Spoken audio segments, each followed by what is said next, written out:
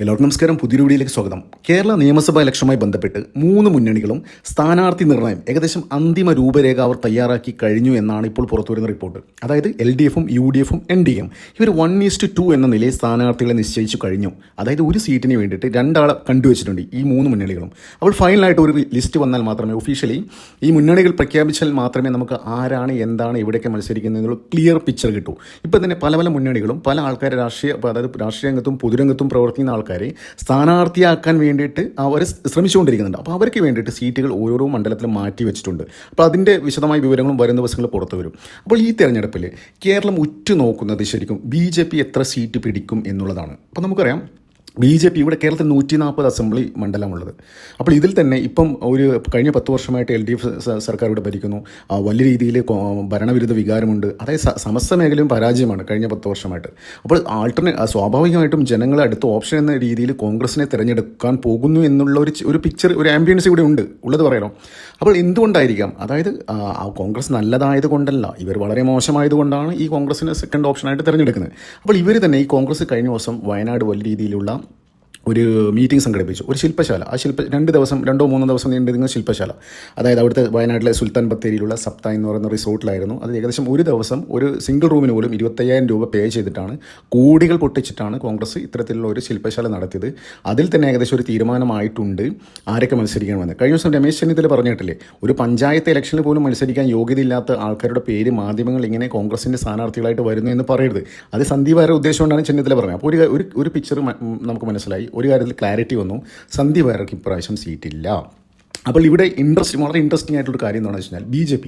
ഇപ്പോൾ BJP തന്നെ പല ആൾക്കാർ, അതായത് ഈ രാഷ്ട്രീയ നിരീക്ഷകരായിട്ടും ഈ സാമൂഹ്യ രംഗത്ത് പ്രവർത്തിക്കുന്നവരും ഈ ഇങ്ങനെയുള്ള പൊതുസമൂഹമായിട്ട് നല്ല രീതിയിൽ അറിയുന്ന ആൾക്കാരൊക്കെ കുറച്ച് പോപ്പുലറായ ഫേസുകളെ ഇപ്രാവശ്യം ഇലക്ഷനിൽ മത്സരിപ്പിക്കാൻ BJP തയ്യാറെടുക്കുന്നു എന്നുള്ളൊരു വാർത്ത വന്നിട്ടുണ്ടായിരുന്നു. അപ്പോൾ അതിൻ്റെ ഭാഗമായിട്ടാണ് നമുക്ക് ഏവരും പരിചിതനായ രാഷ്ട്രീയ നിരീക്ഷകനായ ശ്രീജിത്ത് പണിക്കർ, പിന്നെ കോഴിക്കോട് കളക്ടർ ബ്രോ എന്ന് പറയുന്ന പ്രശാന്ത്, പിന്നെ ആരാണ്, അങ്ങനെ പുതിയ ആൾക്കാരൊക്കെ ഇങ്ങനെ അവർ മത്സരിപ്പിക്കാൻ വേണ്ടി അവർ ട്രൈ ചെയ്യുന്നുണ്ട്. അപ്പോൾ ഈ ലിസ്റ്റിലേക്ക് പുതുതായി കേൾക്കുന്ന ഒരു ഏറ്റവും ഇൻട്രസ്റ്റിംഗ് ആയിട്ടുള്ള പേര് എന്ന് വെച്ച് കഴിഞ്ഞാൽ കേരളത്തിൽ ഒരു ഇൻട്രൊഡക്ഷൻ്റെ ഒരു ആവശ്യമില്ലാത്ത രാഷ്ട്രീയ നിരീക്ഷകനാണ്. അതായത് നമ്മൾ കൊച്ചു കുട്ടികൾക്ക് പോലും അറിയുന്ന ഒരു രാഷ്ട്രീയ നിരീക്ഷകനാണ് അഡ്വക്കേറ്റ് ജയശങ്കർ.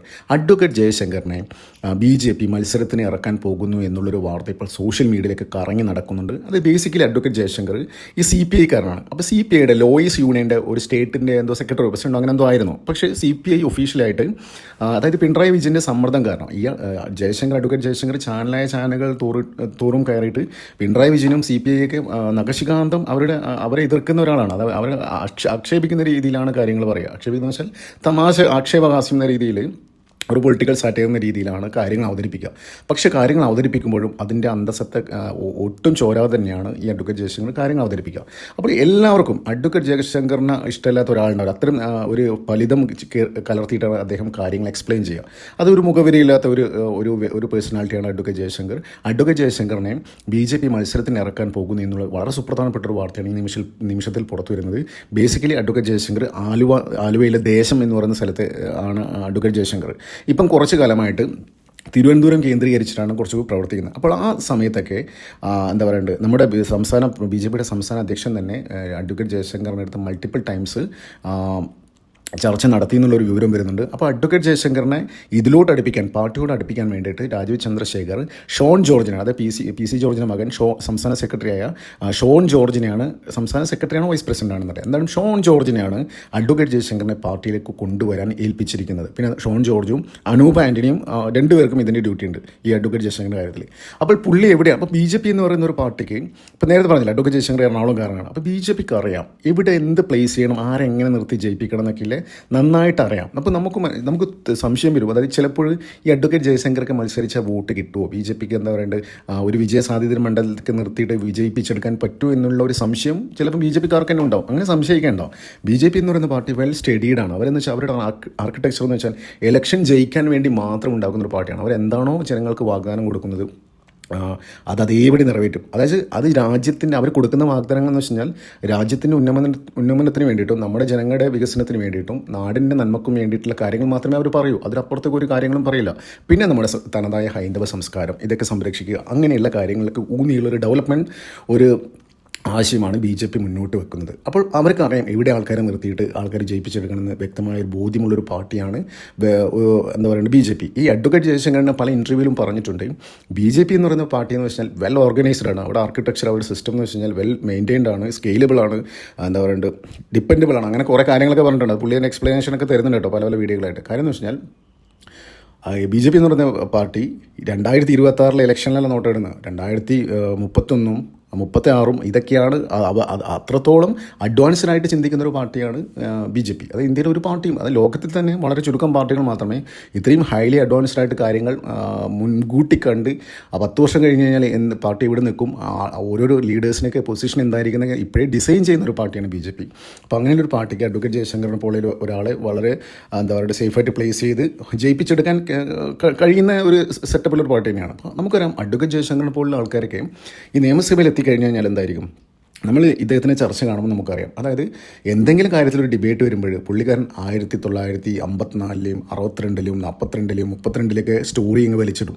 അപ്പോൾ ഓപ്പോസിറ്റിൽ അവന്മാർക്ക് ഇതിനെക്കുറിച്ചൊരു ബോധം പോലും ഉണ്ടാവില്ല എന്താണെന്ന് പറയുന്നത്. അപ്പോൾ അത്തരത്തിൽ പഴയ കാര്യങ്ങളൊക്കെ ഓർമ്മിച്ചെടുത്ത് പറയാൻ അങ്ങനെ അത്ര ഒരു കാലിബറുള്ള ഒരാളാണ് അഡ്വക്കേറ്റ് ജയശങ്കർ. അപ്പോൾ ഇങ്ങനത്തെ ഒരാളൊക്കെ നിയമസഭയിൽ BJPയുടെ പ്രതിപക്ഷ നിരയിൽ BJPയുടെ കൂടെ അഡ്വക്കേറ്റ് ജയശങ്കറിനെ പോലെ ആൾക്കാരൊക്കെ ഉണ്ടായി കഴിഞ്ഞാൽ വലിയ രീതിയിലൊരു രാഷ്ട്രീയ മാറ്റങ്ങൾ കേരളത്തിലുണ്ടാകും. പലതും എക്സ്പോസ് ആക്കും പുള്ളി. പിന്നെ അത് മാത്രമല്ല എന്ത് വിഷയം വരുമ്പോഴും അത് പഠിച്ച് അതിൻ്റെ പ്രോസ് ആൻഡ് കോൺസൊക്കെ ജനങ്ങളുടെ മുന്നിൽ അവതരിപ്പിക്കാനും നല്ല കപ്പാസിറ്റിയുള്ള ഒരാളാണ് അഡ്വക്കേറ്റ് ജയശങ്കർ. അഡ്വക്കേറ്റ് ജയശങ്കർ BJPയുടെ ഒരു ഭാഗമായിട്ട് ഒരു MLA ഒക്കെ ആയിക്കഴിഞ്ഞാൽ അത് വലിയ രീതിയിൽ രാഷ്ട്രീയ മാറ്റങ്ങൾ കേരളത്തിൽ ഉണ്ടാക്കുന്ന കാര്യത്തിൽ ഒരു സംശയമില്ല. പിന്നെ കഴിഞ്ഞ ദിവസം പുറത്തു വന്ന ശ്രീജിത്ത് പണിക്കർ പുള്ളിക്കാരനൊക്കെ ഈ BJPയുടെ ഒരു MLA ആയിട്ട് വന്നു കഴിഞ്ഞാൽ വലിയ രീതിയിലുള്ള മാറ്റങ്ങൾ കേരളത്തിലുണ്ടാകും. അതായത് ഇവരെന്ത് തെമ്മാടിത്തരം ചെയ്തു കഴിഞ്ഞാലും അതൊക്കെ എടുത്ത് വലിച്ചിട്ട് പുറത്തിട്ട് എടുത്തിട്ട് അലക്കാനുള്ള കപ്പാസിറ്റിയുള്ള ആൾക്കാരാണ് ഇവരൊക്കെ എന്നുള്ള കാര്യത്തിൽ ഒരു സംശയമില്ല.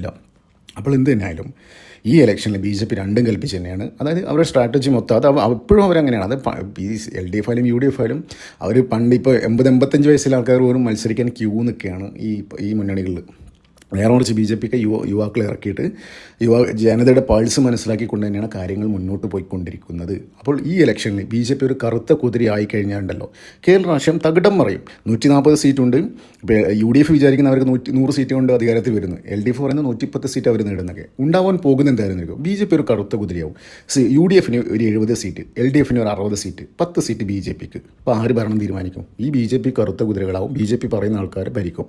അപ്പോൾ ഉണ്ടാകാൻ പോകുന്നത് എന്തായാലും CPM കോൺഗ്രസും ഒരുമിച്ച് ഇവിടെ ഭരണം നടത്താൻ പോകുന്നില്ല. അപ്പോൾ BJPയുടെ സപ്പോർട്ടോടുകൂടി കേരളത്തിൽ 3ാം തവണയും പിണറായി വിജയൻ അധികാരത്തിലെത്താനുള്ള സാധ്യത ഇവിടെ തള്ളിക്കളയാൻ പറ്റില്ല. അപ്പോൾ എന്തിനാലും കേരള രാഷ്ട്രീയം തകിടം മറിക്കാൻ തന്നെയാണ് BJPയുടെ തീരുമാനം. അപ്പോൾ അതിൻ്റെ ഭാഗമായി തന്നെയാണ് ഇത്തരത്തിലുള്ള പോപ്പുലർ ഫേസുകളൊക്കെ അവർ മത്സരത്തിന് ഇറക്കാൻ അവർ ട്രൈ ചെയ്തുകൊണ്ടിരിക്കുന്നത്. അപ്പോൾ BJPക്ക് കുറേ MLA മാരുണ്ടാവട്ടെ, കേരള രാഷ്ട്രീയം ഒന്ന് തകിടം മറിഞ്ഞു കഴിഞ്ഞാൽ ഇവന്മാർ ഉടായ്പൊക്കെ നിൽക്കും. അതിനെ കാത്തിരിക്കാം. നന്ദി, നമസ്കാരം. മറ്റു വീഡിയോ കാണാം.